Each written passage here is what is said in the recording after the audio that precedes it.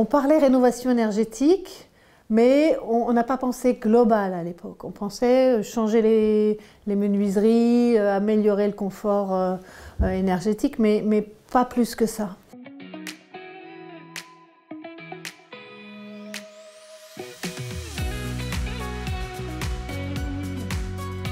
Le projet politique, ça a été cette labellisation en 2016 de territoire à énergie positive pour la croissance verte, avec vraiment une vraie volonté d'avancer sur ce sujet. Ça a été à chaque fois un de nos projets forts de campagne. Il y a eu un moment où la transition écologique et énergétique a été très importante dans l'esprit des gens. Et on s'est dit en 2019, il faut aller plus loin que ce qu'on avait prévu en 2012. Et on a remis le projet sur le tapis en disant il faut penser plus global. Alors la ville a décidé d'entreprendre plusieurs types de rénovations. Pour l'école Mousseau, on a mis en place une rénovation par l'extérieur, une isolation des combles, une installation d'une ventilation double flux. On en a profité aussi pour faire quelques aménagements en termes de sécurité incendie en cloisonnant les cages d'escalier. Ça fait des années que nous devions passer en réhabilitation, en rénovation, parce que nous étions une grosse passoire énergétique. Il y a eu l'abaissement des plafonds.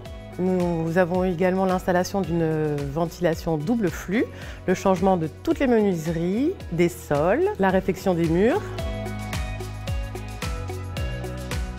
Les étapes, ça a été vraiment de cerner le périmètre du projet, qu'est-ce qu'on fait, qu'est-ce qu'on ne fait pas. Et puis ça a été de voir comment on allait organiser la période des travaux. Et ça a été beaucoup plus compliqué que ce qu'on imaginait, pour finalement décider de les installer dans un bâtiment modulaire et de faire un jeu de chaises tournantes. Et puis les recherches de financement aussi, bien sûr. Et entre le moment où on est allé chercher les financements et puis le moment où on est arrivé au début des travaux, tout avait tellement augmenté, y compris même le périmètre de nos travaux.